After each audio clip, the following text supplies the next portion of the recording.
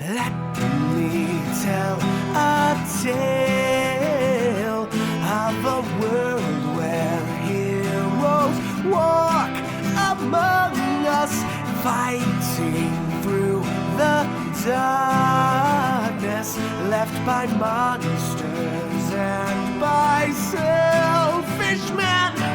A tale of glory rents asunder, sacrifice and battles lost. Our heroes know not what awaits them, and still they carry on.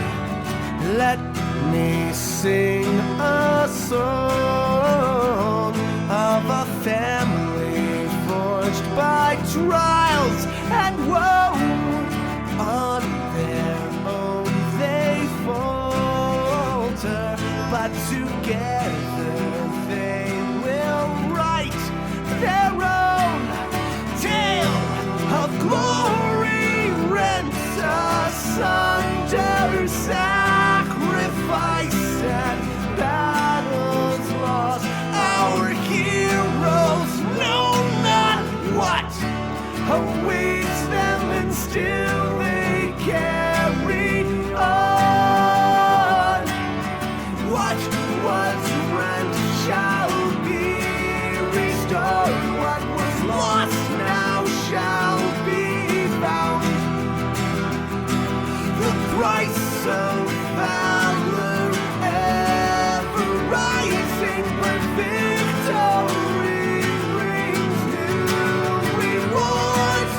Tales of glory, might, and wonder, hard-fought battles, treasures won.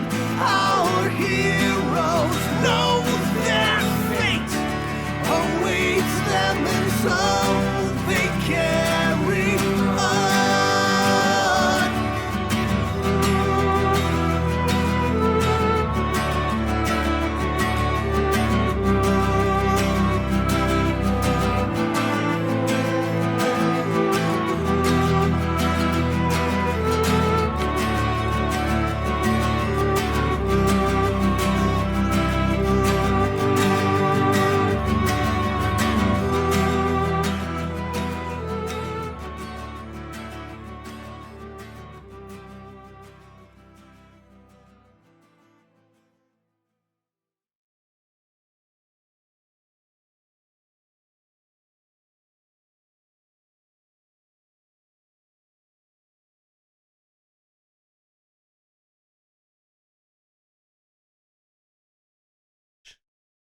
Fine. There we go. What's up, everybody? It's me, Pixel. Stand by. You're not going to be audible yet, Beast. Because I have to fix the output as well. Okay, there we go. Try again. Check, check, check. 1, 2, 3. All right, folks. How we doing, gang? Yeah, it's me, Pixel. We are doing a world building stream today. And we've done a number of these now. We've talked about a lot of different sort of techniques and ideas and ways you can approach the art of world building. Usually with a focus on like tabletop role-playing games and GMing, but you know, these principles also can apply to really any kind of creative world building you're going to be doing. The last one that we did, we kind of tried a little bit of doing some of the things for real. So we started with sort of a myth that was going to be sort of foundational to our world, and we just sort of took, you know, our various ideas and sort of applied it in some of the techniques. So we're going to do a little bit more of that today, but with a different pitch. And rather than a myth, we're sort of taking a thing that I like to call the pitch, which is sort of like, we did this a little bit last time, but it's like moving from the premise, a world where ... and you sort of like come up with, in a world where ... You sort of answer that with something interesting and fun that you think lends itself as a good sort of foundational bedrock of idea, you know, that has a lot of legs to it. And we're going to attempt to do that. And we'll be jumping into a lot of the various different techniques that we use and some maybe ways they tie in with real life history and some stuff like that. So that is our effort today. Anything you want to say up top? Let's get into it. I'm excited. You gave me like two sentences that you were like, "What if?" and let's do a stream about it. So Yeah. tell the world what was your pitch? Yeah, so the sort of initial impetus of all this was when I'm like at work and I just have time on my hands and I'm doing boring menial labor, sometimes my mind wanders, as it does, surprising no one. And I'll just have these like little things that just beam into my head that are like syntheses of things that I've been thinking about. And this one was kind of like, I've been playing a lot of Cyberpunk 2077, and I was thinking about like the way that there are these like corporations that are these huge factions that have tremendous power, basically on the same level as nation states, and then also thinking about the idea of nation states and all this stuff. And I sort of came up with this like, there's a technique that I find in a lot of different like fantasy properties where people kind of take a metaphysical idea and make it like literal in a way. Mm, I talk about From Software a lot. They do this a lot. Elden Ring is one such example, but there's lots of them where it's like you kind of explore the implications of an idea by taking the metaphysical concept and just making it literally true in the world, right? And this one was sort of like there's ideas that you find in fantasy sometimes where like you might see this in, let's say, Fantasy High Season 1 or and the world of Elmville and the rest of it, Solace, whatever it is. Um, where like what people believe has a like tangible impact on the world. And it's also like in a lot of like magic systems, the magic kind of comes from something about consciousness and belief has like a mm, magical ability to impact reality. And so I sort of took that idea and was like, what if you sort of combined that idea with the mega corporation? And essentially, what if you had these like the one line pitch, as after I've blathered on for a bit, the one line pitch that I came up with, sort of synthesizing all of that, was the source of all divinity is worship, right? So, like in your typical fantasy setting, you have, objectively speaking, and this is not true across the board, but like this is your, Final Fantasies, your Dungeons and Dragons, your Faerunes, your whatever. They're like, there is a metaphysical truth that the gods exist, like literally, right. right? And then people And that worship them. they interact with Hmm. the mortal world or the normal world, the Right. demi-plane or whatever, and that they have some kind of physical interaction, Yeah. right, with you rather than just being invisible sky daddy. They are here, Yeah. right? And a lot of times there's a thing where like they used to walk among us when they were making the world in the time of legends, but then the bad stuff happened and they And almost they destroyed everything, and left. then they had to like voluntarily seal away their powers so they didn't destroy everything. So you hear that that's a kind of Classic. Faerun, you've a lot of classic fantasy. So what I kind of wanted to do was like something that was something different, was take that idea that like what people believe and thought and all of that stuff has like a literal metaphysical magical power, right? And sort of make that the linchpin of a world building exercise. Again, coming down to this kind of pithy, the source of all divinity is worship. So what essentially what I'm arguing with this particular version of a fantasy world is, rather than a situation where the gods objectively exist because they're uber powerful primordial forces of creation who sort of sprouted into being from the nascent magic of the world itself existing and then began to Right. shape it to their will, and then therefore people worship them because they are these higher beings who theoretically maybe deserve it or whatever, I don't know. I'm sort of inverting that and flipping it on its head and saying, like, to the extent that there is divinity in the world, it is the worship of mortals that creates this divine power in question. And to sort of Hmm. take that, which is to say, it's like, and essentially what we're kind of exploring here in a world building sense is going to be like social construction as magic. Essentially, right? To say that something is socially constructed is that like it exists, like we're essentially taking like that idea that I said first of like an idea where we're taking something sort of metaphysical or theoretical and making it literal. We're basically doing that with the idea of something being socially constructed, is that the social construction of something, the belief that people have in it in a kind of magical way, just makes it real, right? So if you believe that, like, if a fuckload of people believe this person is the divine god king, he can do magic and shit because of Right. it, right? He can sort of like take that in as a resource and do stuff. So that's the pitch, that's the premise. The source of all divinity is worship. We're inverting that relationship between the gods just existing and then mortals worshiping them to the worship of the mortals is the thing that makes the god exist. I do want to caveat this with, I don't think the mortals know that. I think Okay. part of what Okay. interests me about this is the idea that that's true, that the mortal worship is what makes the divinity, but that's not a thing that is like widespread knowledge. Like the mortals don't run around thinking, if I can just convince enough people to believe in this thing, we can shape metaphysics together, right? Maybe some people do that, maybe certain cults have that idea, but I think the beings in the world that have managed to launch themselves to deific status really want to lock down that knowledge, right? They don't want that to be a widespread thing, and I think that can have a fun interplay. So, in any case, that's kind of the pitch.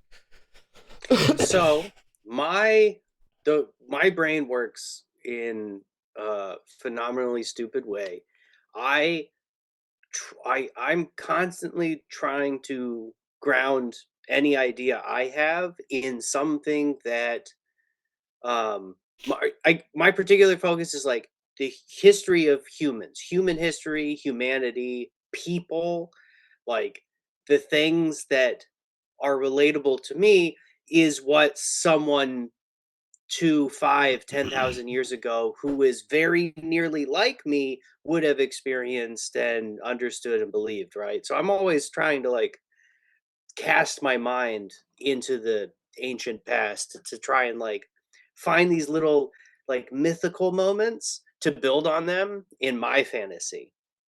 So what I hear you describing sounds very, very similar to an ancient Egyptian philosophy of divine energy called Ma'at, M-A apostrophe A-T, for anyone who wants to Google that. And basically, it's the ancient Egyptians had this belief that the pharaoh, the guy in charge, or sometimes the lady in charge, was a living god on earth that made all things possible, abundance, food, birth, you know, joy, happiness, music. Everything was derived from the physical existence and the constant sort of comfort and attendance to these living gods, the pharaohs. And the thing that allowed them to be so powerful was Ma'at. It was this energy that was I'm not, I don't have a PhD or anything, but basically like, the stars or whatever, space is like this giant like god sphere of void where energy just flows around. This is sort of what they think, probably very terribly explained. And that energy could be like drawn down and condensed and like put into the pharaoh by doing little rituals and like magic spells and like having specific people gather dressed up in certain ways in certain places on certain days, that kind of stuff, right? Gotcha. Yeah, yeah, Classic yeah, yeah. like cult ritual Mhm. magic stuff, Yeah. chanting and all that fun stuff. That all of that was designed because people believed that it gathered this Ma'at energy and delivered it into the Pharaoh. And if you did that good enough, if you did that well enough, the Pharaoh, just by being happy and alive, would make everything super cool. Everyone would have plenty of food. Yeah. Nobody would get sick or eaten by alligators uh, because the Pharaoh was happy because you were doing it right. Yeah. So that was sort of a Everybody will basis be of their happy and we're religion. doing it right. Everybody will be happy and we're doing it right. So the second thing that I heard you say is that this structure of worship, right, that you were envisioning, where this person at the top is literally inheriting godhood through the structural beliefs handed down from top. Yeah. top down, right? Yeah, right. It's like, what if L. Ron Hubbard was right? God forbid. Which, to be clear, he was not. Something forbid. Hey, if we all believe, me forbid, I suppose. I have too many thetans for this. That's why I'm depressed.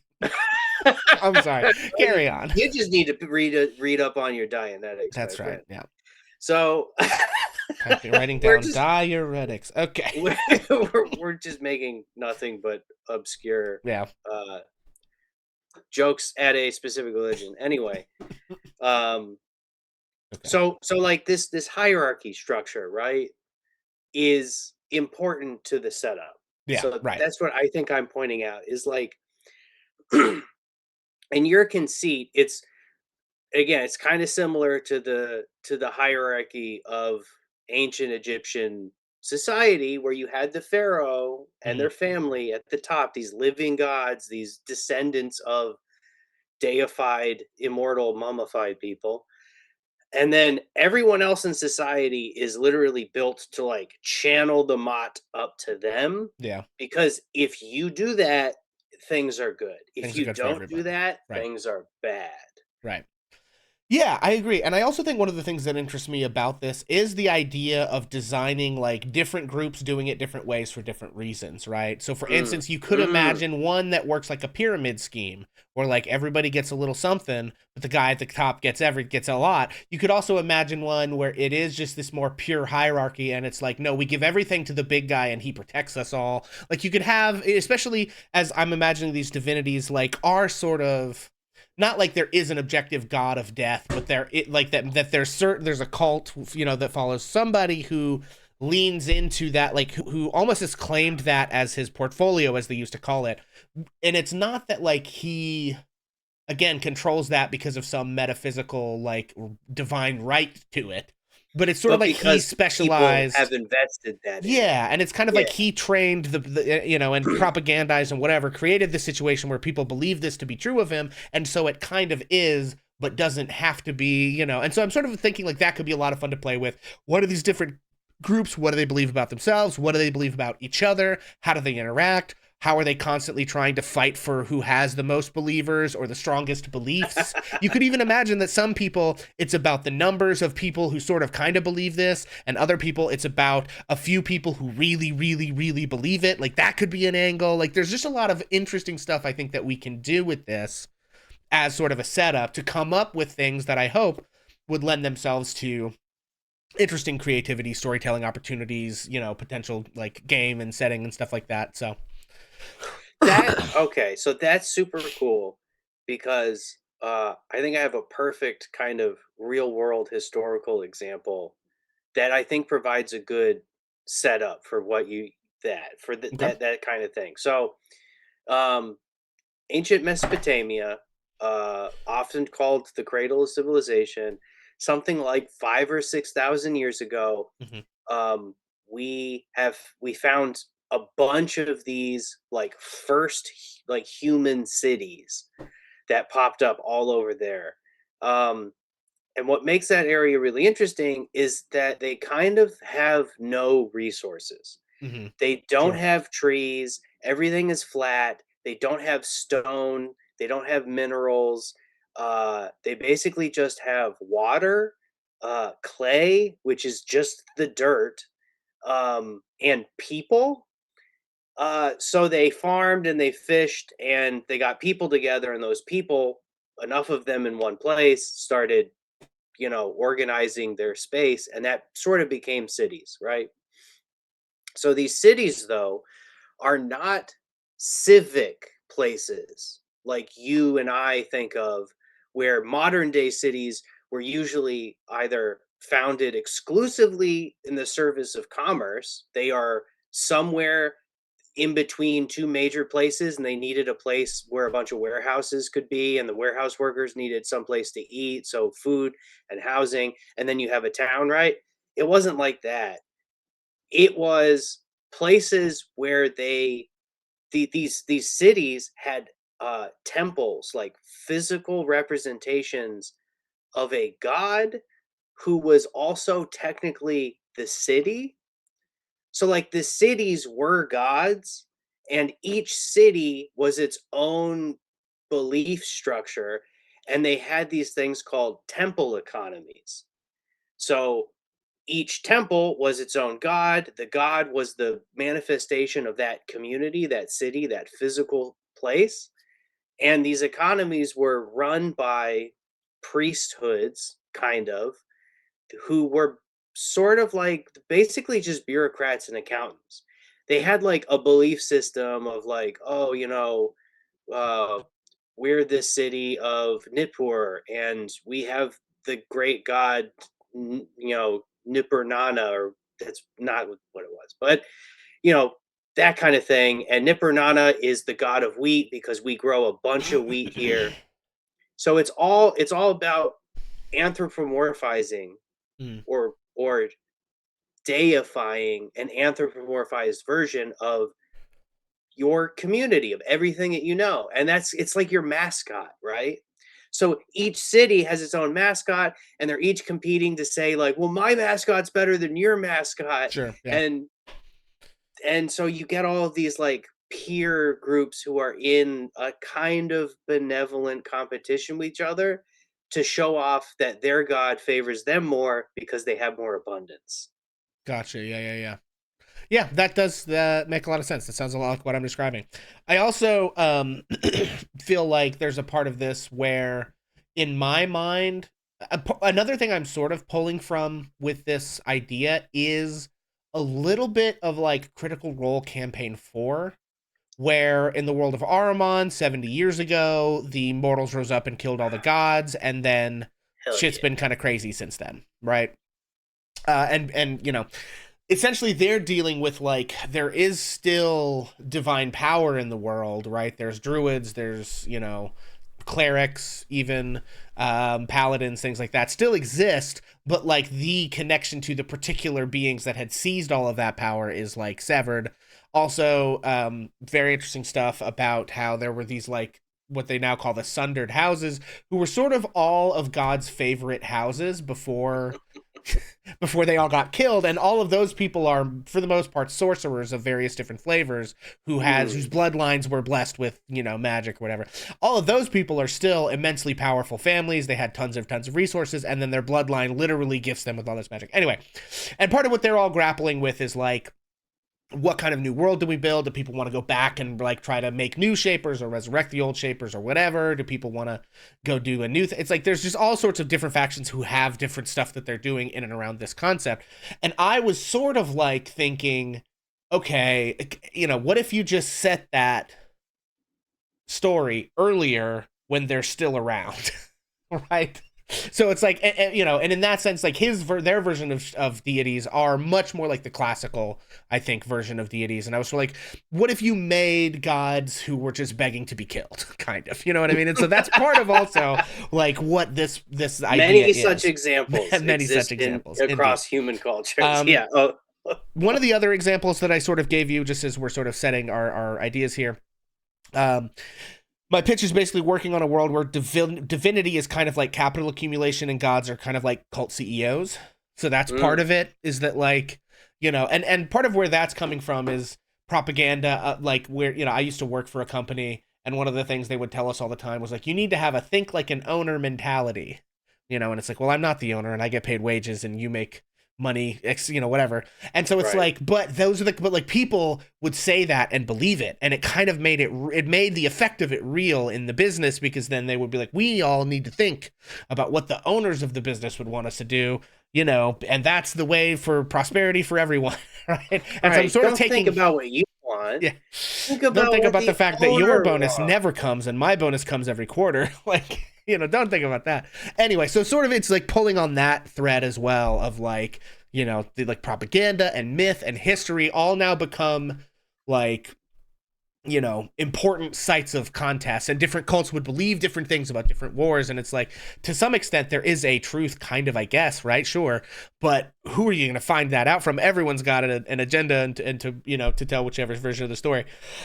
Also, yeah, so that's again, like, so a source of all divinities worship. I do also think this is a situation where like we enter our world building where things have been static for a long time. in the sense that like, yes, there's little flare-ups and stuff that happens, but like the system as it currently exists is has been the way it has been for a long time, generations upon generations, and I think it is a thing where like even it, like the way I'm also kind of envisioning with this capitalism metaphor is like, even if, let's say, one group of people became convinced that their god was fake and rose up and overthrew that god and either split themselves off into different cults or raised up a new one, that like the system itself is durable enough.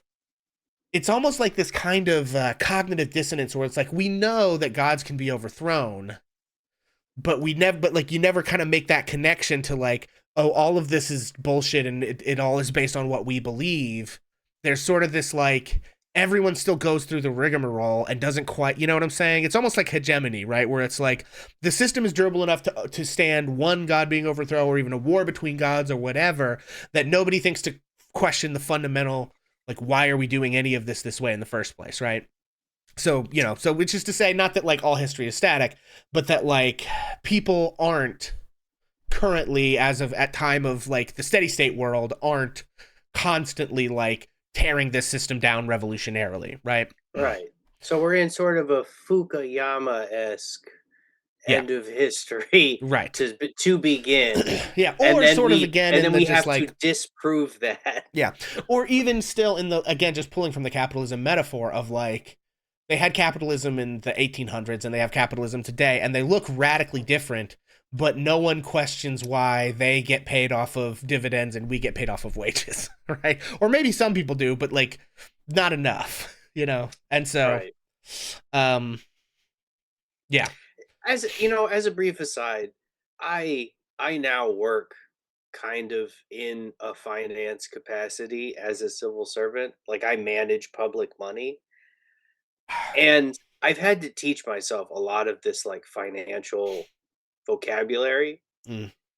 And the thing that I have figured out as an intelligent person who has gone through decades of education is that there are many, many words that exist in the world that are literally just ways to refer to something that is kind of vulgar in a way that everyone else in the room doesn't know what you're talking about, but the important people do. Mm.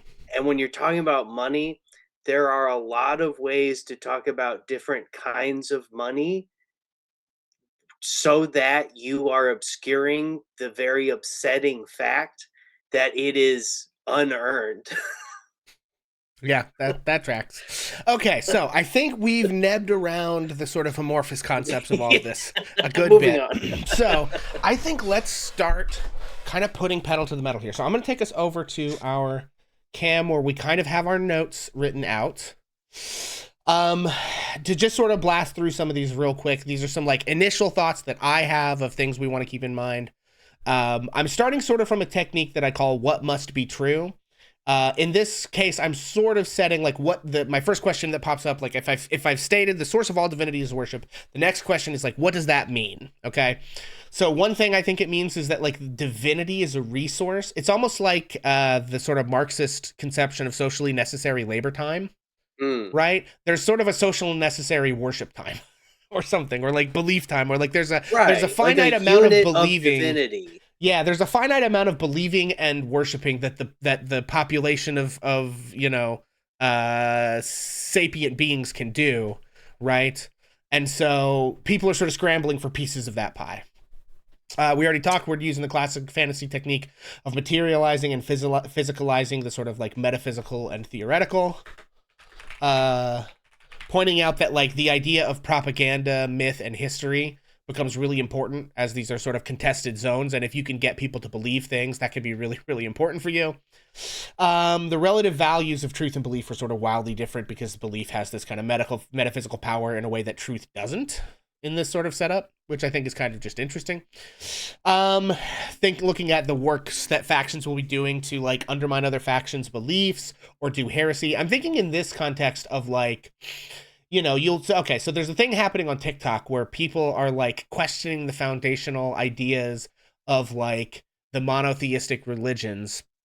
Mhm. where they're saying like actually what's happening is all the Christians are worshiping the demiurge, and it's like what the fuck is any of that? And I don't actually Uh, care, but there's like Yaldabaoth, yeah, fucking but there's yeah. a long history of like little cults popping up saying like, oh, actually we're doing it all wrong and this is the real thing or whatever, and that would become like that kind of psyop is like an We're act the of war in a true world like this. believers. Right. Yeah. And so managing to seed those ideas, right? Or if you could, again, like with that like demiurge thing, right? Or whatever, it's like if you were one deity and this is the other deity, if you can convince the believers of the other deity that their deity is actually some kind of demon or devil or bad thing, and they should really worship in this other way that really is funneling their power to you, it's like, so starting these weird little heretical cults would be like kind of all over the place probably, right? So just like stuff like that you can't really do in a world that doesn't like, so sort of one of the other things I'm asking with this is like,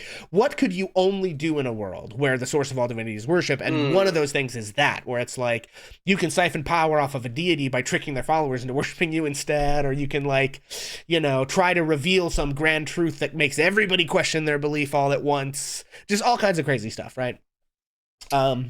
And then one final thing, I think this pitch lends itself to sort of lower power deities than traditional D&D might, right? We don't have, like, we're using Faerun for an example. We don't have an AO. We don't have a, like, Mystra. We don't have like these super powerful deities who have these, who are untouchable and unassailable. What we kind of have are more like demigods who might have certain limited, really powerful abilities or portfolios or whatever, but we're not talking about like all powerful or omniscient things. We're not talking about like, in my brain, these things aren't metaphysical. They are physical, which is to say they don't live on some higher plane of existence. They like live in meat space with the rest of us. It's just that like maybe they do live eternally because everyone believes they do, or maybe they do reincarnate through this one royal family because everyone believes they do, right? So it's more like that, with more like demigods type status. So something that's really interesting about your pitch is that reality is whatever the commonly held beliefs of the majority of people are. So I'm curious as to what uh, you see as the influences or the enforcement of those beliefs in the world. Like, if people can change their minds, which we can in the real world, but in your world, can people change their minds? Can they hallucinate a new belief that would influence the world? Do they have to be prompted to believe these things? Um, like, what does that kind of look like? Because you could have a crazy person uh, who just, because they have a bad broken brain, they just start believing something really, really hard, and Yeah. then all of a sudden, like, they're magic or something. Like, Yeah, I what do. are the opportunities here? Yeah. So first of all, yes, there are some incredible opportunities. One thing I wrote down is like, oh man, psychoactive or hallucinogenic drugs would be wildly powerful things, right? And I also think True, that you man. probably have a lot of these cults that like abuse those things, and all. It'd be crazy. Okay, so the way that I'm envisioning it is like a couple of things, right? It would be really, really hard for me to believe that the grass was blue when I was looking at it being green, for instance, right? So there are some sort of like uh, experiential things that are hard to disbelieve, not impossible to disbelieve, but kind of hard to disbelieve, right? Sensational things Yeah, like right. touch, smell, Yeah, taste, eyesight, right? yeah. So, and I think things are more malleable the closer we get to abstraction, right? But I do also think that there probably are like widespread zones of this world where particular beliefs about how the world operate might be different, you So, know? crazy scenario, since we're talking about Sure. how, because I think this is important because you want, if I'm understanding you right, you want the real world to like to be not a real world that is influenced by belief, but literally the real world is created by commonly held belief. So like Maybe, I don't know. Like again, when I think what I texted you was we're starting from a loose premise and we're just going to kind of see where it goes, right? So I do think that is an interesting and fundamental question. Is there an experience of reality that sort of pre-exists this whole belief stuff that's going right. on, right? But Um if your belief influences reality and then that reality is now perceived as true, it self-reinforces, right? right. Kind of in your framework. Yeah. So what if because people's ability to perceive through their senses is the Mhm. way that they are confirming the reality, it's kind of, if they lose those senses, can they be lied into creating a different reality? Like, what if you blinded everyone and then Mhm. you told them that the grass was blue? Yeah. Would the grass become blue because they can't see it anymore? Yeah, I guess to a certain extent we're just inventing the Matrix. So, um yeah, I don't know, because like one of the things I also kind of want to be a feature of this is that like it takes a like one of the things. Okay, how do I put this? I think it is almost impossible for a single person to accumulate enough strong enough belief by themselves to make major Mm, changes. So I think that's one of the things that these big cults have that makes them mega corporate like in that way of like they just have so many more resources to fuck with, if belief right? capture, right? Yeah, exactly. So I think the answer is like people can make huge changes, on a long enough timeline if they can manage to get enough people to believe a thing without anybody making them believe other things. And so it's like I think a situation like that, like I think this makes sense to me. It would be if you were able to get enough people together to believe hard enough to like make a pocket dimension, you would definitionally be one of the big guys, right? Mm, You'd have to mm. get to mega corporation status or to mega cult status or whatever to be able to like harness enough belief to do something like create a pocket dimension, radically alter the terrain, fuck with the fundamental forces of life and death. Any of that kind of stuff I think is of an order of magnitude. Like getting enough people to make it rain or something. I'm going to say that like affecting the weather on a local area might be the kind of thing that like medium-sized cities have rituals that can do. Mm. You know what I mean? But Like like like them being like everyone in a town being like, well, tomorrow's the start of the rainy season, and then everybody wakes up and it's raining yeah, because right. like Or that's how it is. they have some whole kind of like we do this ritual and it like makes it rain, or we do this Right. and it makes They have this a happen, rain like dance. Right. exactly, right? So I think that's the way I think about it. Like is it like, but I do think I want to leave the door open for situation like, to me, let me put it this way, in terms of setting design, I want to leave the door open to some wild and crazy stuff, but I don't want that to be the default everywhere all the time, right? Yeah, I think it what I don't want is for you to try and like quantify like how much belief. Right.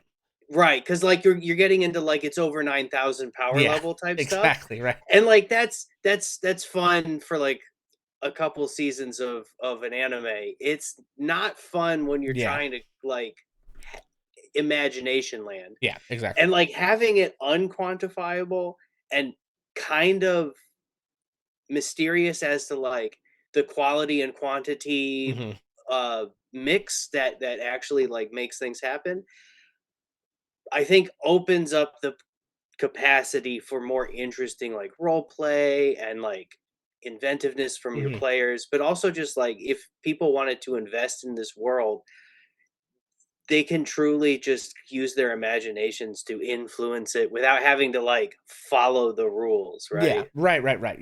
Yeah, there's not like a big thing of bylaws that's like, okay, you're trying to create a tier 4 weather effect, and so you must Right. have, I think that like, and I also think that Minimum what's nice, 500 people.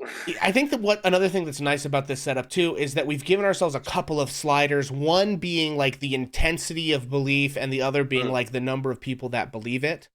So it might be easy. It's like it might be a thing where you can make a big impact if you can get a lot of people to believe a thing in a kind of average way, or if less people believe it in a really intense way. But it's harder to make people believe something really intense. So it's like it gives us a little bit of like, here's why there is some equilibrium, right? Because you kind of have these bounding factors, but it's not this hard and fast thing of like, you know, and I think we can just let the narratives that emerge from things sort of decide, okay, like what makes sense, what doesn't, what's too much, what's not enough. It's just like, rather than having these kind of hard rules. Yeah, there's a lot of world building, in my opinion, that is overdone because um you can get into a trap of saying like what must be true, what must be true, Mm-hmm. down to a level that is almost excessive. Yeah. Like if you figured everything out about your world, then there are no mysteries for your players to find Right. or to invent or to pursue. Yeah. It's really honestly at that point you're just yelling lore at them until they figure it out, Yeah. and most people don't like Yeah. that. Okay. So, I think let's start. So what is the first like piece of this puzzle? Do we want to start with like, okay, let's make one of these cults? Do we want to start with let's talk about some geography? Do we want to talk about some like other You know what my metaphysics? Like what rule do you is? You got to pick a number and you got to pick some colors. pick numbers and colors? Gotcha. I'm just saying it works Oh, for me every time. okay. Number. I'm gonna say lucky number 13. All right, 13's It's a fun. lot, but one of the things I'm thinking here, if we're using this for like major factions or something like that, like again, I want this to be a world that is populated with a lot of different factions so that you have a lot of room to like, maneuver with. So I'm gonna say 13. Dope. So, how do you imagine 13 being subdivided in a way that reflects the reality of the world? Um, let's see. Here's a thought. Um, let's roll on d6s till we get 13. Okay.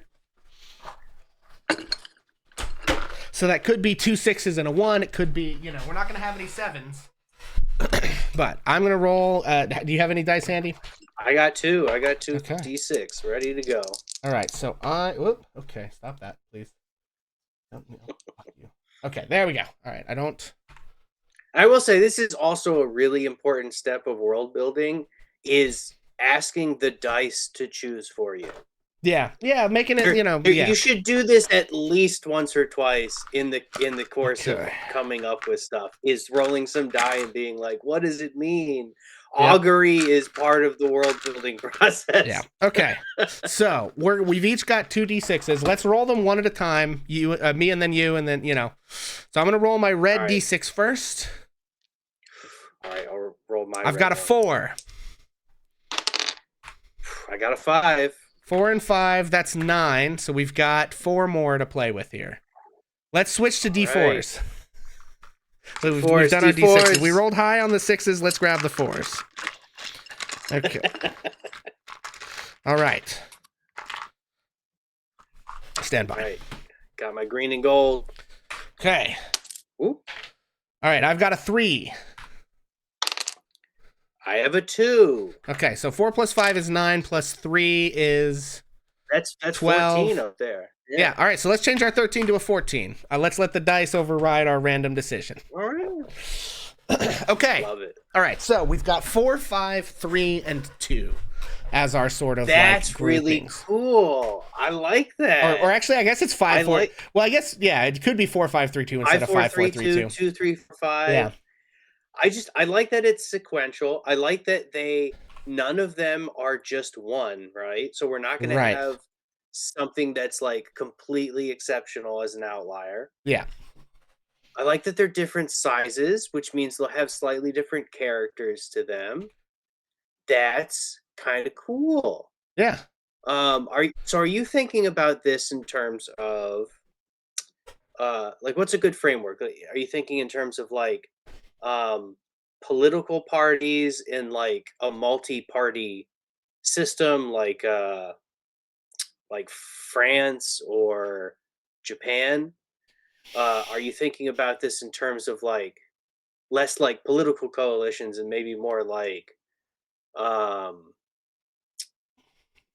like sectors Hmm. of like well these two only do like are about like this kind of thing, which is why they're related, and Mm-hmm. these five are about a completely different kind Yeah. of thing, but they're all sort of in a benevolent competition or something with each Yeah. other, or they all support each other. I don't know. I'm kind of, given the like solid parallels that I feel like my like intent has been drawing from, like, you know, The capitalism and shit. corporo fascist, Yeah. yeah. What I'm kind of thinking, honestly, is like two like hyperpowers, three superpowers, four powers, and five small fish or something. Like do a kind of like fractured world, you know.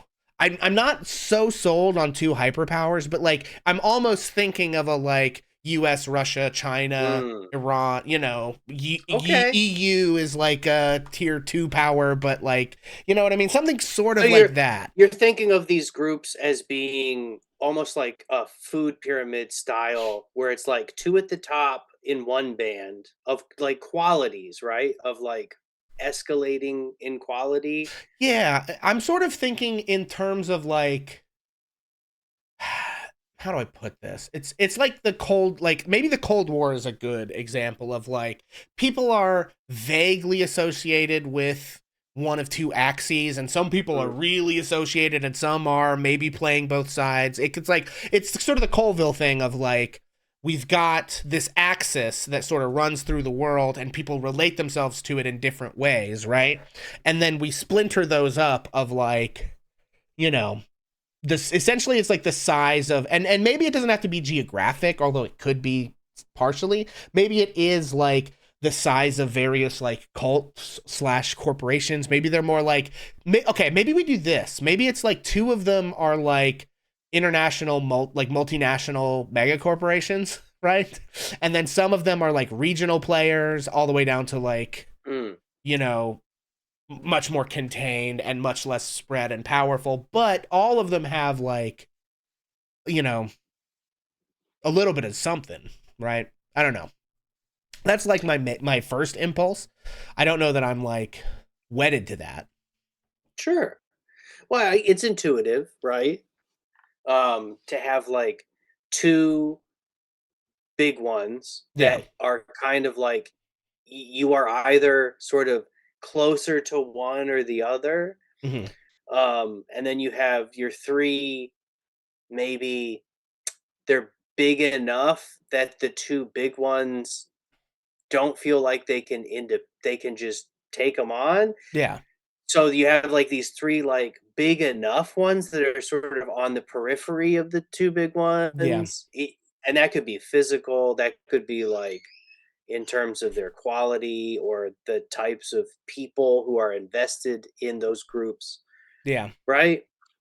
And Yeah. then And I, maybe the four or the five groups have some kind of like um mixed relationships with the rest of yeah, the right. larger ones. Yeah. And I think even the three, like, you know, I think maybe one of them lines up really solidly behind one of the two, and then the other two are they're like either one of them tilts one way but not nearly as far as the first one tilts in the other way, and then one of them is a little more in the middle. I also think that, like, to me, our big two, it's not good and evil, it's not necessarily like light and dark, order and chaos, it's not that kind of a thing. It is more like Apple and Google. or like Elon Musk and Jeff Bezos, right? Where it's like both of those people should be like flung into the sun. Nevertheless, they control vast, like, so I think that's kind of how I'm thinking about it a little bit. Or again, it's like US China, where it's not like, you know, good guy, bad guy. It might be bad guy, worse guy, but it's not good guy, bad guy, right? Right.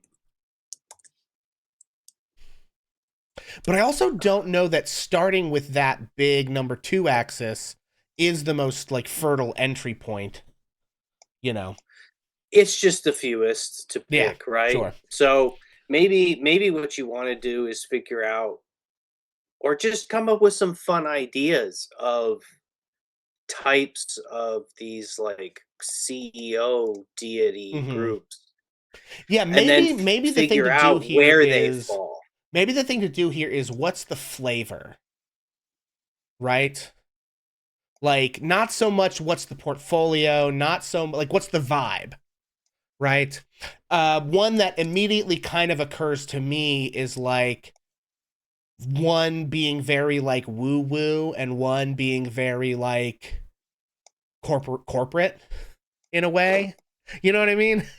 Where like one, it's just like very like, yeah, man, like, but not in like a these people are the good guys way, but just in a way that's like you've got like Crunchy and Tech Bro, and those are the like, kind of hyper cults in a way. Does that make sense? What do you think of that? Yeah.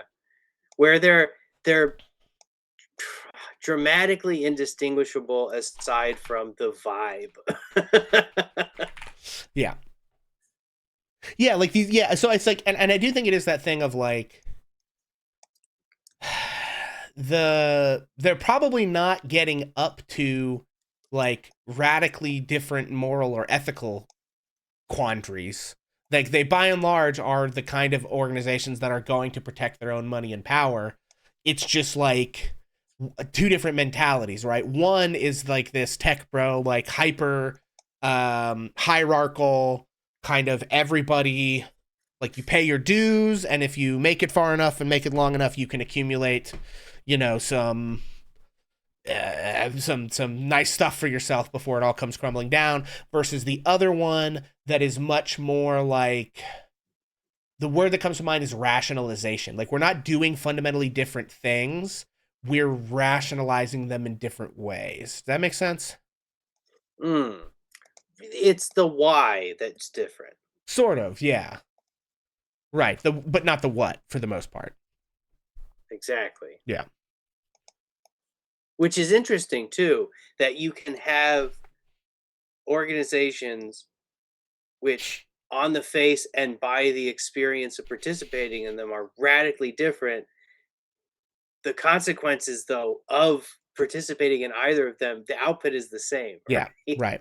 And I'm almost thinking that too, like there can be, like we kind of talked about up top, like different models, like pyramid scheme versus like, we all bet it on green or whatever it is. Like to me, it almost seems like maybe there's like in the crunchy wing, there's this thing of like the way that you advance your own sort of like personal stature is like leaving your mark on the world, like something creative or something like you're something you're expected to contribute to the like canon of lore and ideas and whatever. You're maybe supposed to try to like bring people into your like sub um heresy or whatever it would be, you know what I mean?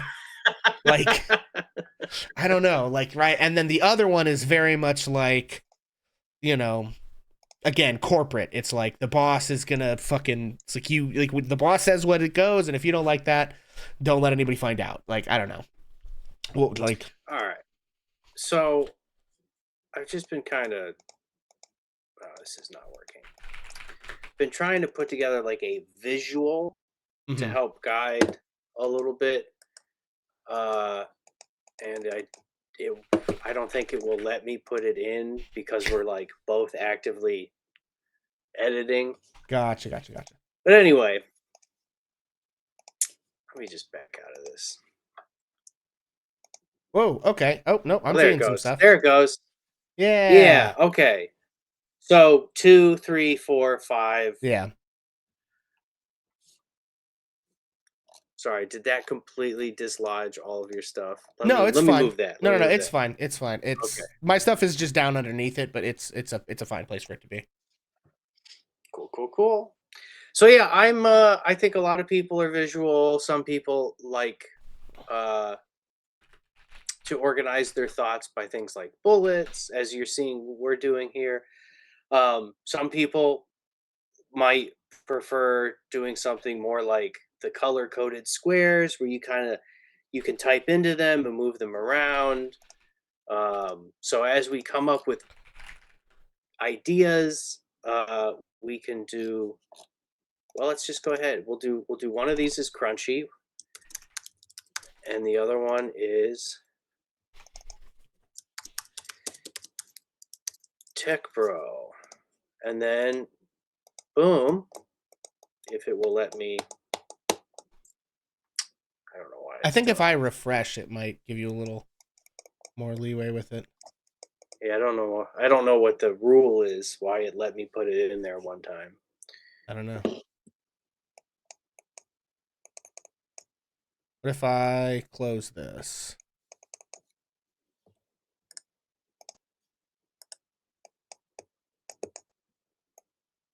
It might be my mouse. Also, I think my mouse is kind of dying.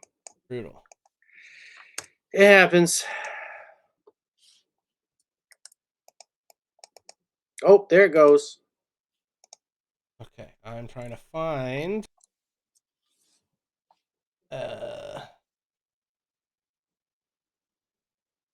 Okay, and now we're back. All right. All right, Tech Bro and Crunchy. Yeah. Okay, so the one thing I have down under Crunchy at the moment, for just from what we're talking about, everyone is expected to make their own art, make their own mark, and contribute to the dogma in their own way, bringing others into alignment with your subcult. So I'm sort of thinking here that this is like just part of the like woo woo vibe of it all. Is not that like we all adhere to these rigid ideas about what stuff is supposed to be in the Crunchy land. It's more this like you have to find some way to, you either have to like fix your star to some other person's thing or like come up with your own, I don't know, like contribution to this is how it should all be or something. That basically the dogma of this cult is this like crazy massive widespread semi-contradictory like mass of like contributive effort, except not in some like some sort of like what's the word I'm looking for, utopian way, but it's just like it's okay this okay all right, this is gonna be a little weird, but let me cook here, okay. Wouldn't be the first time. All right, hit me. It's YouTube, where Okay. everybody is devoting free labor to putting their ideas onto this platform, you know, but at the end of the day somebody kind of controls the platform, right, and like can send shockwaves down through the stuff, and it's all very chaotic, and you know it's this melding of this like idea that everyone has a democratic responsibility to the whole to contribute their ideas to the mass, and yet there is some person or being that is empowered to sort of like tilt the algorithm or like say certain things are off limits or whatever, kind of at their own kind of unilateral discretion, right? Am I making any sense at all?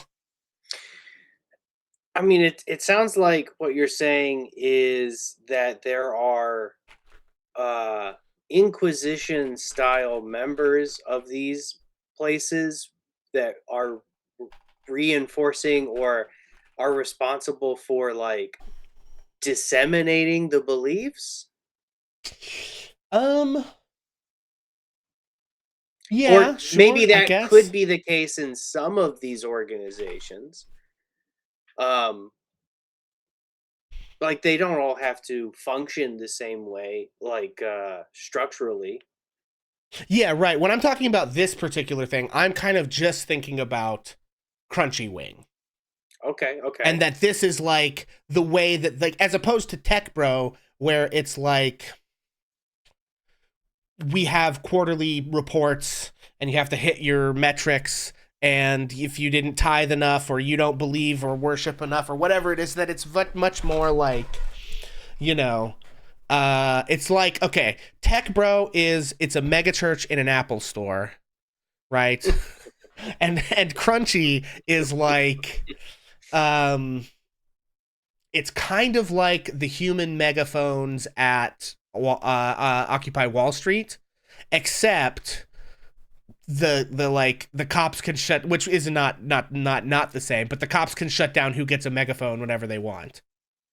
And there's one guy who's the mayor who's directing the cops, sort of. But like the idea that I have for Crunchy is that there's this like, and maybe it's the one that would be maybe make sense as a pyramid scheme of like, listen, man, if you just put yours ideas in and everyone puts all their ideas in, then the best ideas will float to the top.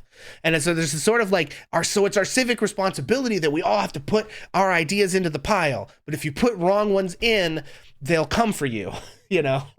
But don't worry about that because you're under me and I'm under him, and it's fine, you know. And then the Tech It's Bro, iterative. yeah, it's iterative. And then the Tech Bro one is like, so this came down from up top. Everybody, we are now all going to be, you know, wearing the orange robes to the event on the 3rd of the month. Because, you know, that's gonna make the summer warmer, and we need that for, like, I don't know, whatever it is, like that. It's more just like hierarchical, top down, like extremely strict, you know, corpo world basically, but with religion and ideas. I don't know. And the thing is too, like, you can make your world building as flimsy as you want. There. Damn. Thanks. All right. Shit. No. I'm trying to empower not just you, Pixel, but anyone who But all of pays our attention to this. millions of viewers. All 14 people that watch this before I die will know that I'm telling you this. That you can have like yeah, Wizard of Oz, like the man behind the curtain. The curtain can be made out of Kleenex. Sure. It Yeah. it doesn't have to be opaque. Like the illusion can be so flimsy Sure. because sometimes it's fun to poke holes in the illusion because that actually, in a weird contradictory way, uh actually can get your players to buy in a little bit harder. Yeah. Yeah. I don't know. And I think for me, part of what this is about too is like, these are just two different vibes of what's possible here. And that, you know, and it's like they aren't like diametric opposites necessarily, but it's just like trying to envision these two different groups that like just have different ideals, different like values in certain ways, different ways of operating, different personal aesthetics, different like architectural aesthetics. Like for the Tech Bros, I'm seeing, did you ever read Tad Williams's Otherland series? I sure did. It's on Okay. my shelf right over All there. right. I'm staring So right at it. the first book, the first book that has the Golden City on the cover, right? Yeah. Okay, that's Tech Bro aesthetic. You know what I mean? It's like Yeah. pyramids and gold and, you know, shit moving through the air Everything is and clean and sleek and yes, well exactly. engineered. Right. Right. And then Crunchy is like just Burning Man. Ooh, You know? ooh, yikes. Like- Yeah. Okay, yeah. Ooh, it's I love it's it. okay. Okay. So this is all great stuff. So these are your DM super weapons or secret weapons is reference ideas. Mhm. So Burning Man is extremely evocative. And the other one was like, why don't we just call it like what's the name of the city in Cyberpunk? Night City? Yeah, I mean, there's a bunch of yeah, Night City. Yeah, it's a little run down maybe for the kind of example yeah. we want. Oh, uh BioShock. What was that? Oh God. Not Columbia. That was the third one in the sky, wasn't it? Yeah. What's Rapture. the Rapture? Is that Yeah, that maybe? could be. Yeah. All right, let me see if it will actually let me close this again or not. There, okay. I just had to hit enter for some weird reason. So yeah, we have Crunchy, and under Crunchy we have Burning Man, Tech Bro, Rapture City. Like now that we have like it visually organized, Hmm. if we start filling out every single one of these, which I don't know that we'll do on this call tonight, Yeah, but we shouldn't. It would like take forever. if we did, I mean we could do this for like 3 weeks straight. Yeah. You can start like aligning all of this like reference ideas with just these key phrases that you can shorthand be like, oh, Burning Man, they're in the middle of this desert wasteland, there's nothing there, everything has to be brought in by believers. They're organized in this sort of organic like semicircular arrangement around a giant totem, whereupon at the very top is a luxury penthouse apartment where the god lives, you Yeah. know? Right. Yeah. Um. Yeah. I also feel like Crunchy. I'm seeing like drugs and orgies. You know what I Ooh, mean? yeah, Like very it's bacchanal. yeah, bacchanal. Um, That's definitely a more YouTube friendly way to say that. And I feel like Tech Bros, it's more like just everyone's on cocaine or something. You know oh, what I it's mean? yeah, Like it's it's like productivity. It's toxic productivity. product, Yeah. toxic Yes. productivity. No days Productivity. off. Um, Cocoa. I have three Culture days no of work in one days day. off. I'm better than you. I wake Yeah. up at I get 2 hours of sleep. I wake up at 4 in the morning. I will never ever acknowledge the army of peons that make my life Right. possible Yep. because I want you to believe that I'm somehow magically making it all happen just Yeah. through my own sheer force of will. Right. But then also maybe there's a little bit of like everyone beneath me believes I have like superhuman productivity, so I kind of do. Like, but like everyone believes Right. that about the person above them. So there's these like unattainable goals until you get underlings. Damn, that's crazy. That sounds exactly like a melon husk.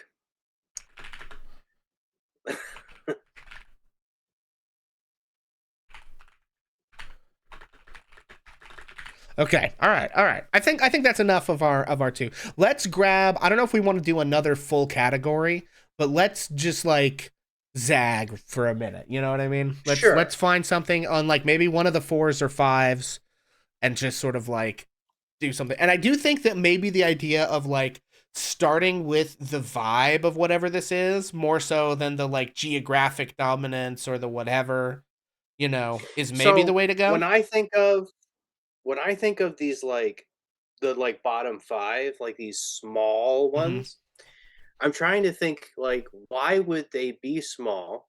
Mhm. And the first thing that jumps to my mind is that it's because they're isolated, because they're in a place that is hard to get to, or where it's the only place where some sort of physical reality makes people who are in that place go, this is important for some Mhm. reason. Okay. Like maybe it's a volcano Yeah. or like some sort of like physical geographic oddity Yeah. that draws people I and that have has some sort of like ley line kind of yeah, I power. have kind of a weird thought maybe. Sure. What if there's like a sort of like this is a fire that can never go out and if it ever goes out bad stuff happens. Yeah. Like Oh a my like a god. like an ever like we have to make sure this thing never goes out and and whatever small group really believes it, right?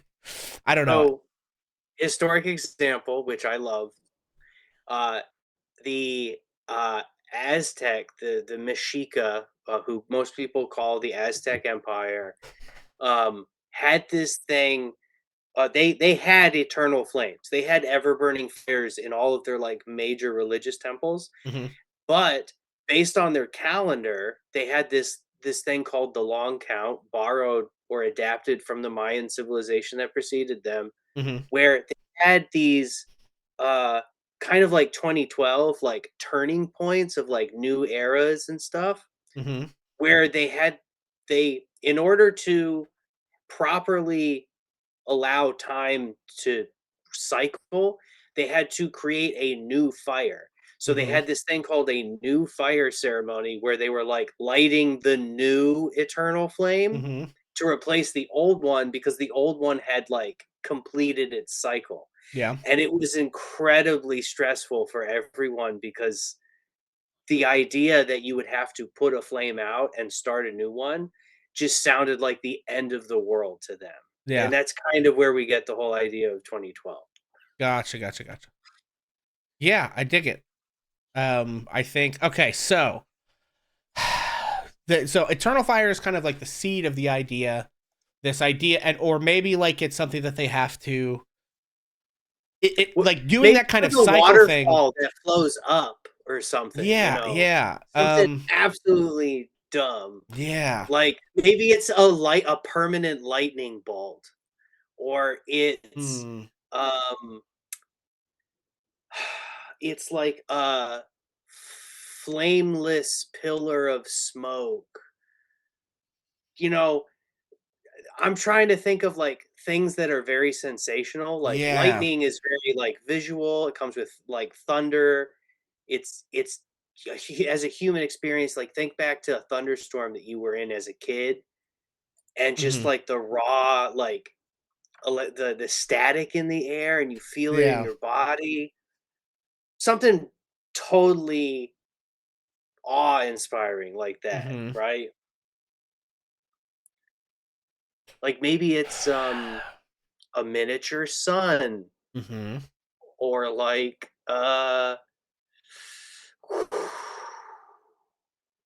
maybe it's like a black hole that gives birth to some kind of creature Yeah. sporadically. Okay. I have a thought. I have a thought. I have a All thought. right, All right. in it, What in it. if? What if What if? there is a lake in a cave? Okay, On the surface of the lake is a yep, reflection of the stars. beautiful. On the surface of the lake is a reflection of the moon. And if people come to the lake, the like visage of someone long dead can appear in the moon and communicate with them. And it's like this weird, freaky little like cult that's like we have to be here believing like we have to be like they I guess they aren't going to say to themselves we have to believe this moon into existence, but it's like we our little group is just dedicated to like the worship of this and maintenance of this weird space where like the moon is connected to the realm of the dead or something, Mm, mm. you know. Something that might be helpful in like coming up with the like more of these is the concept of a temple. So Mm-hmm. a temple and a church and a shrine are not the same things. Like I think we live in a very secular modern society. A lot of these things Mm-hmm. kind of get watered down over the generations. Right, God is A dead and we killed him temple and it's fine. temple is one place. Mm-hmm. There can't be more than one temple of a religion. Mm-hmm. Religions only have one temple. Okay. And when you have more than one temple for a religion, usually those two places are saying, we're the real ones, they're the fake ones. Right, sure. So, temple as a physical space where that uh, divinity exists Mm-hmm. might be a good framework for saying, like, maybe instead of coming up with these cults, or maybe not all of them, maybe I can come up with some temples and then Mm-hmm. figure out who is Yeah, there, right? sure. So the Okay. lake in the cave with the reflection of the stars in a completely closed off cave Yeah. where there's no starlight, and if someone falls in the fucking water, and you step outside the cave, they fall from the sky and die. I think honestly, I think that like what appeals to me maybe more than that is like if you ever submerge in the water, the cult has to drown you. Mm. Like they have to make sure that you You never can't submerge disturb and come back. Yeah. Yeah. Right. Otherwise it all goes to shit. Or something. You know. Do only drowned people become the spirits that can appear in I the don't think moonlight? so. No, I No? think it's Okay. like it's like whoever you it's like you, I think maybe it is even a thing of like it's whoever you like want it to be or need it to be or like whoever is closest to you that died or so I don't know. That's I think cool. there's almost like a functional aspect of it, but I think that to me is just one of the precepts of the place. One of the ways in which these people can be said to be the guardians of the space is that there are these sort of like dictums of like this any living creature that is submerged in the water must be drowned in the water, otherwise it's a huge problem. It's like a taboo or whatever, right? Love it. Love Okay. it. Okay. I don't know. Temple of the Moon. I'm just gonna. This is a working title. Underground cave. That's not what we're gonna call it, but okay. Sure. So we're gonna describe this thing. So we have a lake in a cave deep underground, which reflects starlight and moonlight, 24/7. And I think it's even a thing of like, here's how I imagine this. The moon is static and always full. Maybe it doesn't. No, maybe not. I don't know. The moon is static. Maybe it's full. Maybe it changes. I don't know. Maybe it can only do its magic trick when it's full or when it's new or whatever, something like that. The stars like move as if they are reflecting what would be the stars in the sky above the cave, whenever, if it was night right now or whatever. Right. But that somehow the moon is always just like centered. I don't know. That's cool. I love it. It Okay. breaks. So a couple of things that I really like about that is that it is it's a natural phenomenon that kind of defies our real world scientific understanding of a thing, right? And in this world, in this case, that thing that is unexplainable to us in our world is like, it has no need for explanation to the people who believe in it. It just is. Right. And that makes it cool to me, because these people, they aren't ever, maybe they could never be asking why. They just could be living their entire lives, and why is not important to them. Yeah. Right. Yeah, I think I basically agree with that. They're like, we are in the presence of this thing, whatever this is has been passed down to us as like the dogma of what we're supposed to do here, and that just is the way it is, And other people, our players, can come and ask why, and whatever, we can figure those things out. But yeah, I do think that like the people that are here, this is just their little like, this is their little space, and they do the thing they do in it. Okay, let's I think this is maybe the last thing we want to do before we wrap up. But let's just put a little more detail on this. So we've got a lake and a cave deep underground, reflects the starlight and moonlight 24/7. So let's ask this question. Does the phase of the moon change? I think if the stars reflect the sky, the unseen sky, I think the moon should also. Okay. Because I think that it hints at some sort of influence or connection between the actual sky and whatever is going on in this skyless cave. Yeah. Okay, so the moon changes its phase in accordance with the phase of the moon outside the cave. Well, so not to be a pedant, but Sure. there are a lot of assumptions that we're still making based on our world. Yep. So, Is there a moon? Does it change the same is way? Is there a there only moon? one moon? Does the moon Yeah. have phases?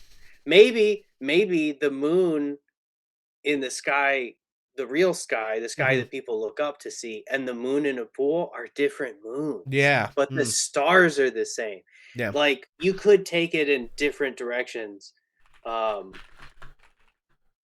and it's really hard for us to catch these kinds of like Yeah. built-in assumptions, which is something that I've been trying to get better at Yeah. doing. Yeah. No, good catch.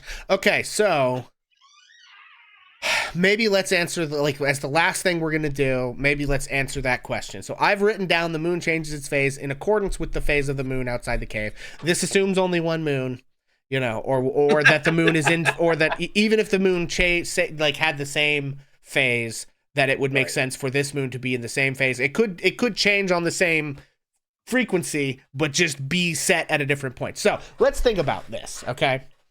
Let's think about what we are after with this moon business. Okay. So, because the way that I've basically kind of set this up,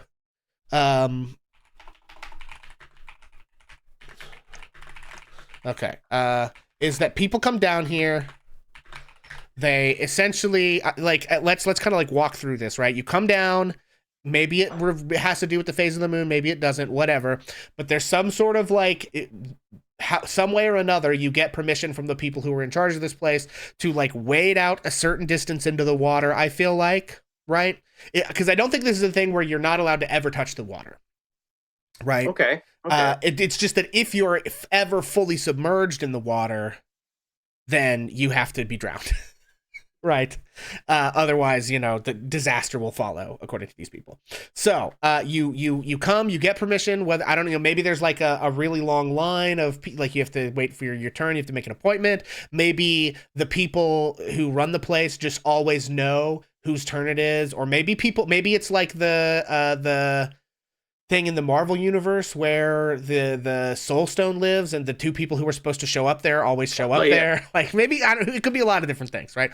But whatever the process is, the person shows up, they get permission to go into the lake, they walk into the lake, they stand at a point where they can see the moon reflection, and they ask it questions, and then I kind of have two different sort of thoughts here. One is that just an image of the person arises from the moon. Another one is kind of that the reflection of the moon takes on the shape of the face of the person, as if you've taken a cloth and laid it over the face. You know what I mean? Right. And it comes up out of the water. If you laid a washcloth on the water and then you lift it up, and it just and it just was flush to your face and clearly have the shape of your face, but it's the quality of moonlight, the texture of the moon, right? So yeah, I don't know what I like more. Those are both maybe good options. Or the water could rise. There's lots of different stuff. Whatever. And you ask the thing questions, and you get some significant number of questions, like 3 or 5 or 7 or 2 or 1 or whatever it is. I don't know, right? And then you leave, right? So that's the setup. That's what we're trying to do here. That's the vibe. You're in this dark cave. And I think what's interesting about this cave is that the cave is pitch black. Its natural state would be to be pitch black, but the light that is reflecting off the water illuminates the shit around it, right? Like when we're looking at the moon and it's nighttime and we see all the shit, that's because the light of the moon is beaming onto the earth by reflecting from the sun, right?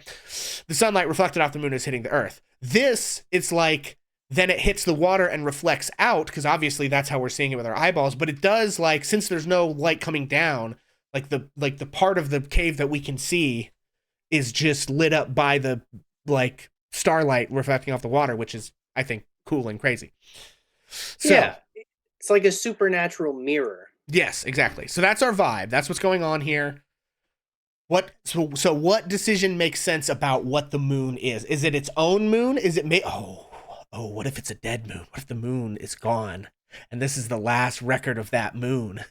what if there is no moon in the sky and the moon only exists down here in the lake? Oh shit. Oh man, there's so Okay. many. Now we're I getting think dead somewhere. moon. I think dead moon is the way to talk to the dead. Chef's kiss, right? Beautiful. Chef's kiss. Yeah. Let's. No more ideas. Okay. Cut it off right there. Ka-cha! Okay, so dead moon is the conduit to speak with the dead. What does it mean for the moon to be dead? I don't know. We'll find out. All right. We'll So find out together. The moon does not change phases. The moon is gone. Only the dead moon remains. Yeah. Okay, so here's the question.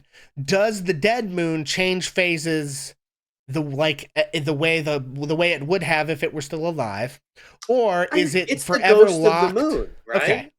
Because the other question I was going to ask is it forever locked in the position it was when it died? Also an appealing possibility. I think one of the things about the moon is like we all like it makes more sense for it to have its cycle than not, right? That is one of the moon things, is that the moon changes.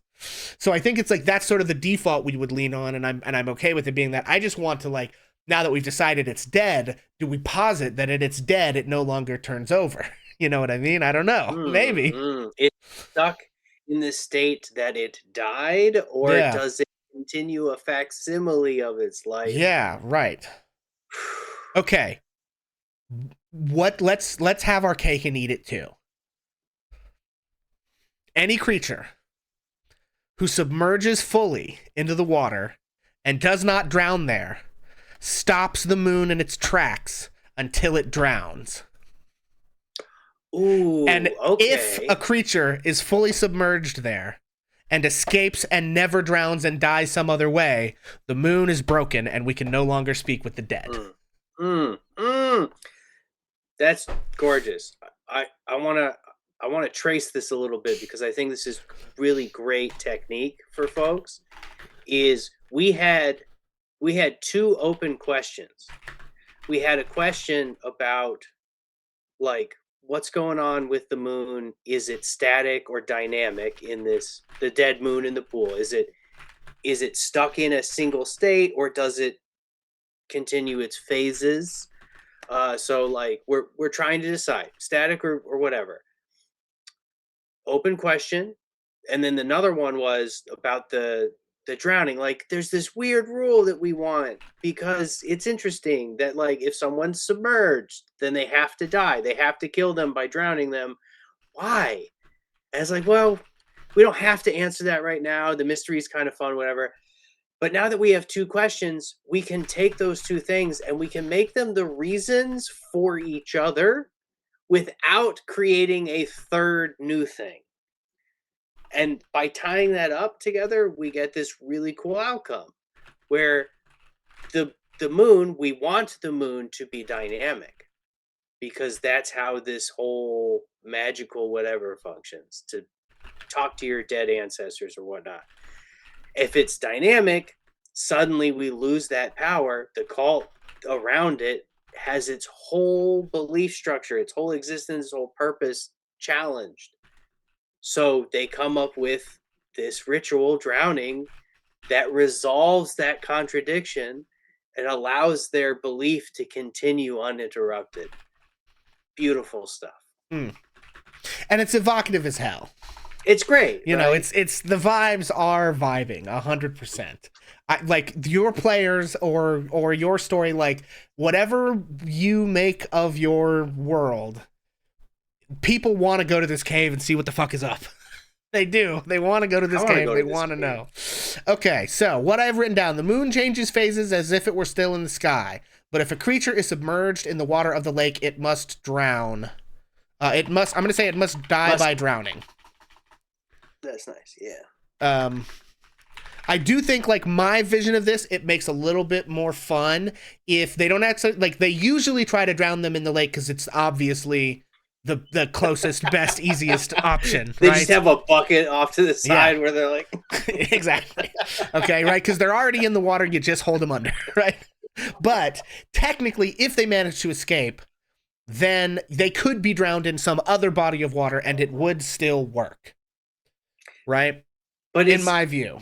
But the water drowning thing is like, that's the through line. I like that. Yes, right. Some sort of connection to the water. Like, Yeah. why is this water the way it is? Yeah, And exactly. we can leave that mystery completely Yeah. unanswered. There is one more final I don't think I want us to answer this question, but it is the one I want to leave us on. All right. Is what do you get if you do this? Right? The person who does this, I Right. think, is like okay, so I see two things, right? One version of this is people who come to the lake and are so like overwhelmed by the emotion of being able to communicate with this person once again that they essentially swim out into the water and submerge themselves, not necessarily intending to. Maybe some of them intend to die and just do that, but other ones don't. But it's like accidental. They're overwhelmed, they're overcome, and they try to reach the person some way, and they end up submerging themselves, and they have to be drowned.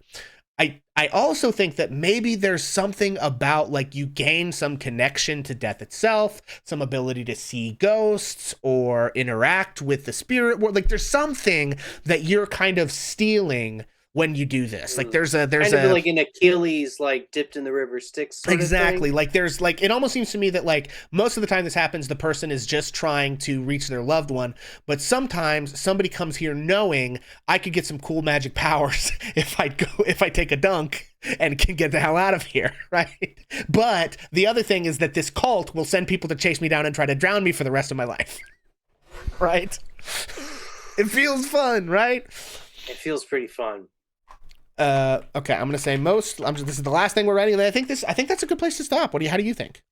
I feel good about that. I love this little example way better than the whole like tech bro crunchy thing. Those like we wanted those to be so big, yeah, that almost trying to like specify what they are beyond like broad generalizations, I think we would have been bogged down. Yeah, for sure. But actually starting with this really this much smaller scope of a thing, I think we dug into its character in a really cool way. We defined it. It's self-contained. It's small. It's easy to understand. It's interactive, which I think is super important about your world building. You are building a world, and your characters want to exist in that world the same way that you and I exist in the real world. We have to sleep and wake up and deal with the physical realities. We have to, nourish our bodies and communicate in language. Most of us have to work. So like there's a lot of these like realities to our physical existence, our lives. And then we're connecting that kind of experience of like a daily lived experience to this weird moon pool, because it's about death and life. It's about existential like conversations with people that have expired. That's such a human thing that it really, I think, would draw in a player, because a player as a human being playing whatever they're playing is still a human being pretending to be something else. Yeah. And they want answers. They want to talk to their loved ones past the time when they thought they were able. Yeah. They want show me an NPC with a tragic backstory that's not going to jump at the chance to RP what they would ask their dead loved. Like, right. Come on. Absolutely, come on. It's just, it is evocative. It gives, and I will also say this. I think, like, yes, the two at the top are so big, and trying to like pin them down beyond just a vibe would take a lot of time and effort and work. I do think it was important to start with something on this end of the scale, whether it was the 2 or the 3, to give us a sense of what this other end of the scale should have been. Right? We had to know what the summit of the mountain was to know what the foothills looked like. Otherwise, it's all mush, right? And Can't have we black could have without white and grays in the middle. We could have landed on this same idea if we had started with the 5, but I do think having a sense of what that outer realm of the reach of this thing was made it a little easier to say, like, this is the right size for, because I think if we had started with the 5, something of this size, we would have asked ourselves, is that a 5 or is that a 4? How big does stuff need to be? Oh, I don't, and I think that would have hampered the ability to just land on this fun, cool, evocative stuff and not feel like we're stretching beyond, because we have a sense now of like what the hyper stuff, and of course this can change later if we needed to, but it's like, it felt good. And also I think the idea of like, we're starting not with like, well, the first thing we're going to do is we're going to make a country, we're going to call it Gramnamamni, and the Lord God Gramnamam is in charge of it, and he has these portfolios or these powers or this many worshipers or whatever. I think starting with this is the vibe also helped us get our brains into that vibe space of like, okay, if we're looking for something concrete and like much more specific, it's like we're stealing a little bit from Elden Ring with the cave with the night sky, except we're tweaking and the water is the only place the night sky is. And then we're like, there's a moon, and then we're pulling from like Avatar and all this other shit where there's a fucked up moon, classic beast. And my favorite thing, of course, like trying to use like historical examples or like archaeological examples or anthropological examples, like all of the media that you referenced is built on that of like looking back at real people and being like, that's cool. Right. People are cool. Let's make it. And for me, it also had this vibe of like thinking of like the cult of the people who like maintained the Oracle of Delphi or whatever. It was that size of a thing. It was like these people and they're in this specific place and there's a whole rigmarole about what all fucking happens here. You know what I mean? And this was the right size for that, of just like, now we get this, we've got this one dictum, we can come up with others, but we have these couple of details that just really,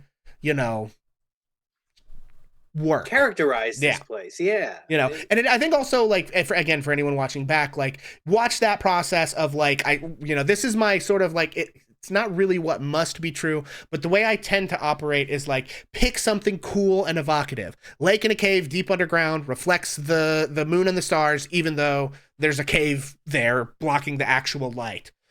Okay, cool. Why is that happening? What's up with that? Well, we didn't have an answer for that. We started to sort of pluck out. Oh, and I also was like, and there's a dead thing, right? Which if you pull from these like mythologies and history and stuff, beliefs about like mirrors and lakes and the moon and stars and like the underworld and the dead, and you're in a cave. We're pulling all of that stuff, and putting it in a blender, and exactly. Steel. And it's the thing that makes something cool is not that you are the first and only person to ever utter those words in that order. That's not what makes stuff cool. What makes stuff cool is connecting it to the human curiosity and experience of you and your players, of the people who are participating in your imaginary world. You are trying to pique their interest, involvement, investment in the collective imagination. And you kind of also, I think, in that could see a thing we've talked about before, where I say in my chain of what must be true, even though these things didn't necessarily must be true, but we reached kind of a dead end in a way with some of those questions that were like, I don't really know if we have a clear answer to this question. So we just moved on to some other stuff, one of which was, the submerging and the drowning thing, right? Which you pointed out at the time helped us, get to that answer of, this is why this happens and these two things are connected. And the question about the phase of the moon where we sort of hit a dead end, we didn't have anything cool and evocative. We could have just made an arbitrary decision and that probably would have been fine. But we sort of just left that hanging long enough to get this other piece and figure out, we can stitch that together, So that's the kind of like why we want to do these world building streams a little bit, is to just like show people the process in action, right? And that's, for me, the nugget of what it looks like is like you've hit this wall and you're like, I could just make a random decision here. Maybe I want to put a pin in that, come back to it later. We do some other stuff. And then this sort of like magical synapse connection happens in the brain where you're like, oh, hell yeah. Like we got that. Oh, I know, man. I know exactly what we're going to do with this, So hell yeah, Dan. Hell yeah. I also think that like, I kind of want to keep doing this. The last one we did, we sort of did like a one-off where we talked about this world where the crabs are coming, right? And Right. We were doing the numbers and fractalization and stuff. Right. And I wouldn't mind going back to that. I think that still could be fun.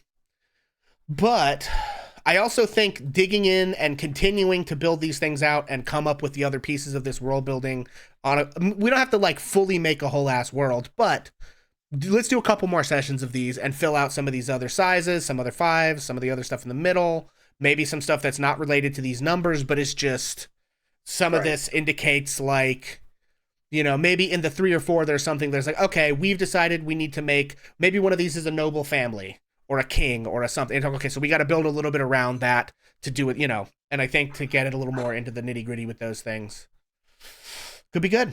Yeah, man. This was fun. Yeah, I'm gonna be dreaming about that fucking lake, man. I'll tell you. Okay, folks. Just don't fall in, bro. Yeah, don't fall in. Okay, real quick. I think. Is anyone I know? Is Vincent still alive, or did he pop off? No, he's live. We're gonna go raid our good buddy Vincent Page. He's playing. He's actually.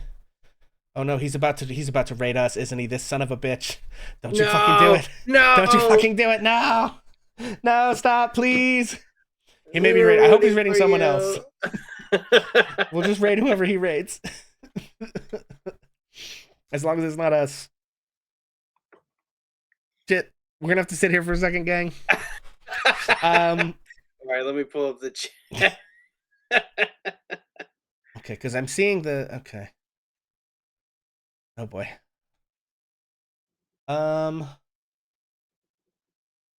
Okay, okay, I know who we're gonna raid. That's fine if it comes to it.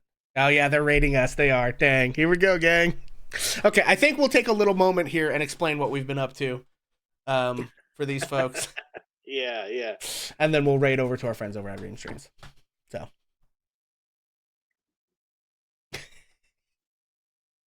Welcome. Welcome, Raiders. What's up? Welcome in, gang. How y'all doing tonight? And bitch. Man. You are catching us actually just as we're about to get go on our way. But before we go, we'll walk through you guys a little bit about what we've been talking about tonight before we raid out. Just because I think that is the thing we should be doing. So we've been doing a world building stream tonight, gang. We've done a bunch of world building streams in the past where we talked about different techniques you could use to world build. We thought it would be good to do some streams where we just do it. We just do some world building. We show you our creative process, try to put some of the things we talked about into practice and let you watch it in real time. So today we did a little bit of world building based on the premise of like starting with a pitch, starting with an interesting, evocative idea and just making a world. So, in a world. So what we essentially did, we created a world where the tagline of this world is the source of all divinity is worship.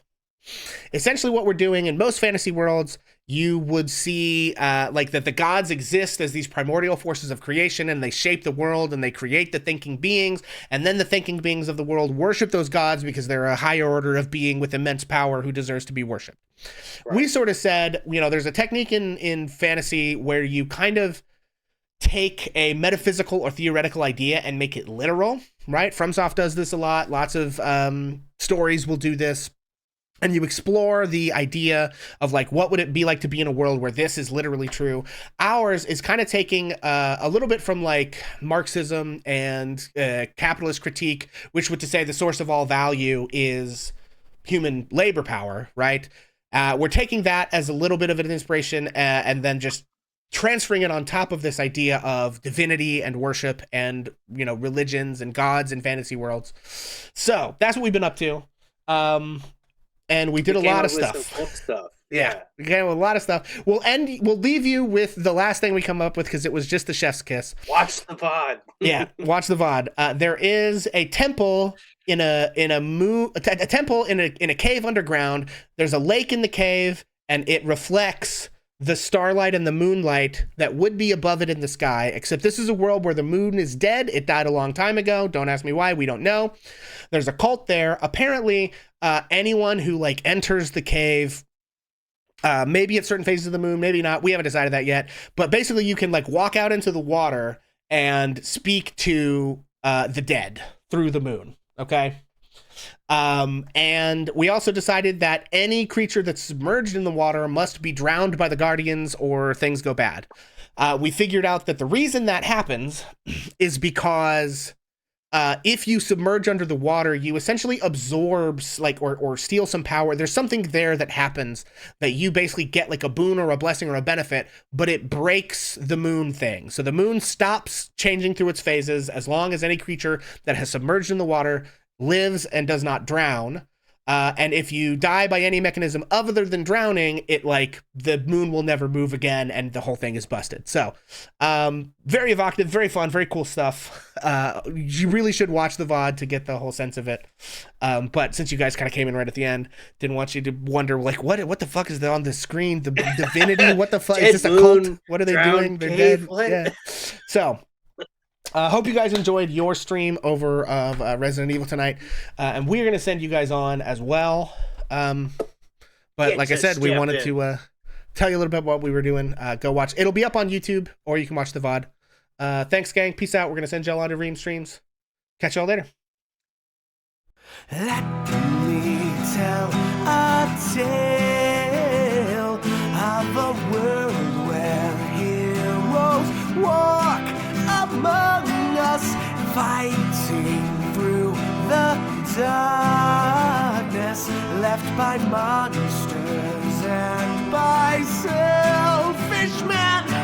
A tale of glory rents asunder, sacrifice and battles lost. Our heroes know not what awaits them, and still they carry on. Let me sing a song of a family forged by trials and woe.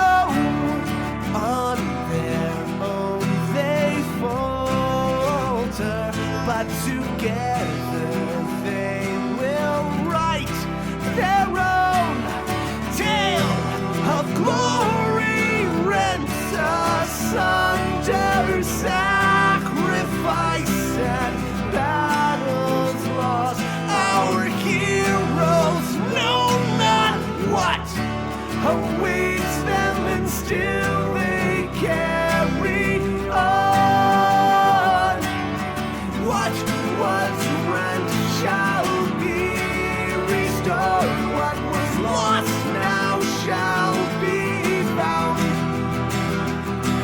The price of